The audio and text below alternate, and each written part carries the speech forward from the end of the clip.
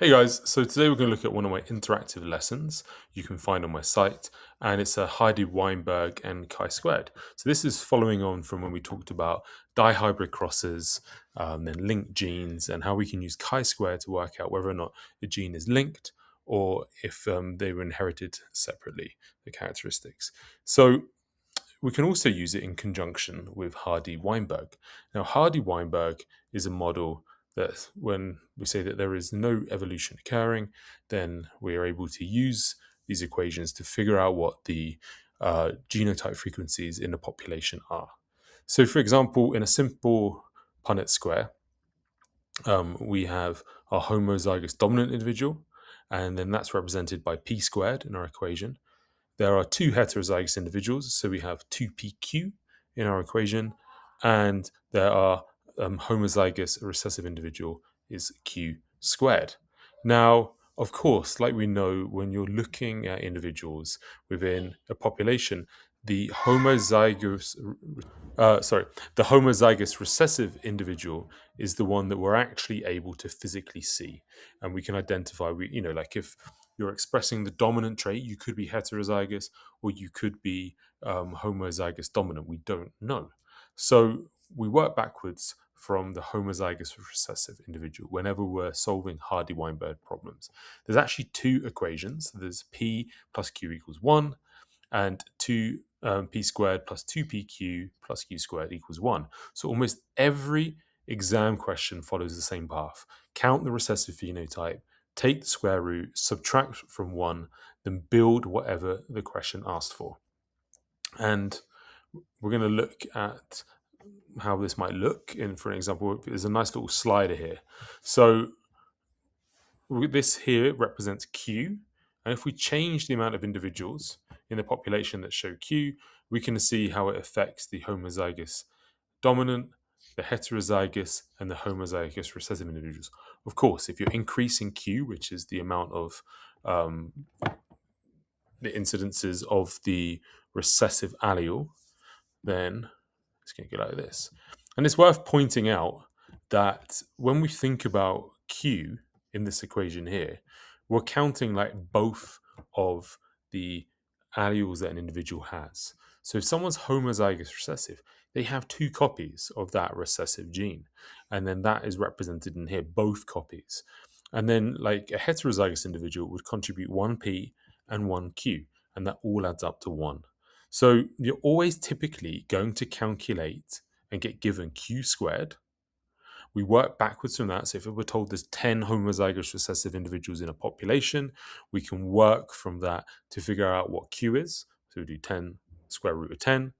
And then we can solve this for 1. So if you've got like 0.1 of, and you substitute in here p plus 0.1 equals 1, then of course, if we solve for p, it's 0.9. And now we know what p is and we know what q is, and everything else is easy to figure out. Now, how does this come into chi-squared? There's a little practice one here that we can do for chi-squared as well. And the way that you can think about it is Hardy-Weinberg predicts how many of each genotype a population should contain. A dihybrid cross predicts how many of each phenotype a set of offspring should contain. Like neither prediction is met exactly, so both need the same question asking, is the gap too big to be chance? So let's have a little look at an actual problem that you could get now that they've moved towards a data booklet in IB biology. There's no longer this marks for recounting the chi-squared formula. So it means that we can move towards fitting these two together and do some more complex problems, which is quite exciting. So in a population of 400 snails, 64 have light shells. Calculate the frequency of each allele and the expected number of snails of each genotype. Now, that means we've got 64 is our representative of q squared. So we'll just show the answer here. So light shells must be dd, so they are q squared, and then q squared equals 64 divided by 400, which is 0.16, because we have to put it into a frequency value of like less than 1. And 0.16, if we square root that, then we get q. And Q in this instance here is 0.4. So we know that P therefore is 0.6. P plus Q equals 1. And then P is going to be equal to 1 minus 0.4. So that's all for you there. And then from there, you can build the rest of it. We can easily then build out what is P squared, what is 2PQ. You have P and Q, you just plug them in. Super simple. And it's written out for you here. Now, this one's a bit harder. Two snails, heterozygous for both genes, are crossed. Of 320 offspring, 171 are dark banded, 63 are light banded, 71 light unbanded, and 15 are light unbanded. Use chi-squared to decide whether these are ratios or expected ratios. So you're going to take the total of 322 and multiply it by our fractions of what we'd expect. So, for example, here, you've got 9/16 times 320 would give us our expected ratio of the homozygous dominant. And as before, we're going to figure out what our critical value is, which is the sum of all of these. And if it exceeds, so in this instance here, we've got chi-squared is 3.87. It's less than 7.815, our critical value. Therefore, you fail to reject the null hypothesis. The results fit the 9-3-3-1 pattern. And we can kind of see that. They're like similar. They're not different enough, Okay, so for the keen-eyed amongst you, you'll notice that it just got a bit darker and the screen just switched a bit because I added problem 3, which is where it gets really interesting. And I had to go for lunch. So dinner, I mean. So problem 3 is where we combine the two. And what you can see here is something that is co-dominant. So we can't use our 9-3-3-1 pattern to get our observed, what are expected, and we can't use, one of these other dihybrid or monohybrid cross patterns that we're familiar with. It's co-dominant. So what do we do in that instance? We're actually going to use Hardy-Weinberg. And instead of working from Q, the square root of Q squared, which is what we classically do with the homozygous recessive individual, we're going to count them up. And we're going to do this to come up with an estimate of what we would observe. So, step 1. Because the alleles are co-dominant, every genotype is visible. There is no dominant phenotype hiding two genotypes. So you do not use the Q squared here. You count the alleles directly. So 500 people, there are 1,000 alleles because you have 2 copies of every gene. And for the M, we have 2 times 186 because there are 186 individuals that have MM that are homozygous dominant. Well, there is no dominant, they're homozygous for M. And we then have for the plus 228 because 228 individuals have M and N. And then for N, we have 86 times 2 because of these individuals have 2 copies of that. And there are 228 individuals that just have N. So we add those together and we get 400. So we can then switch this out and to get our P plus Q equals 1. So P in this instance here, you can see is 0.6 and Q is going to be 0.4.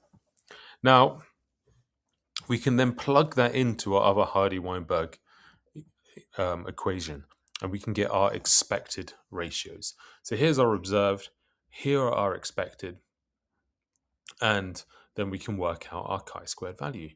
And what makes it a little bit more interesting is our degrees of freedom. You might think there are 2 degrees of freedom because we have 3 possibilities minus 1, and that's what we classically get. However, because Q and P were estimated from the sample itself, you lose 1 more degree of freedom. So this is like a little caveat when using chi-squared. So we then have classes minus alleles estimated. So it ends up with 3 minus 1 gives us 1 degree of freedom. So the degree of freedom here is, the critical value is 3.841 if we use our degrees of freedom table. and 1.25 is less. Therefore, you fail to reject the null hypothesis. And this population is consistent with Hardy-Weinberg equilibrium, which means it is not evolving. And I mean, and that, that makes sense. These numbers are pretty similar to each other here. You would have a large deviation from the expected for there to be an evolution occurring. And what I've added down here, as you'll notice, is there is a little emulator here to play with, so where you can change some numbers and you can see how it affects the outcome in the chi-squared. So that's for you to play with. And of course, as always, trying to fit everything together with a mind map. So where does all of this play together? We've got our gene pool, and 9331 will predict this, and it's modeled by Hardy-Weinberg. That gives us expected numbers which we can test with chi-squared, and any deviation means there is something acting upon it. And if we say something is acting upon it, then it would mean that there is a change in the environment. There's a selective pressure, and therefore evolution is occurring. And a couple of activities for you to finish off with: a drag and drop, fill in the blanks, and a few multiple choice questions. So, like for instance here, in the Hardy-Weinberg equation, what does the term 2pq represent? And it is our heterozygous individuals. You will never get a question as easy as that in the IB, I'm afraid. But it does help you lock in those key facts and to test to see how much you've been paying attention. So as always, like, subscribe, share this with your friends. Feel free to drop some comments or videos that you want me to make next. Check out my website, Biology by Bradford. I'm constantly updating it and adding new things. Recently, I just added a little game where you can look at linkages between different keywords within the biology curriculum. And yeah, check out cramley.study for flashcard assistance in your revision. You're able to make your own cards, space repetition, algorithm, and all of this is free to use. So thanks for listening. And if you didn't, remember to hit the subscribe button.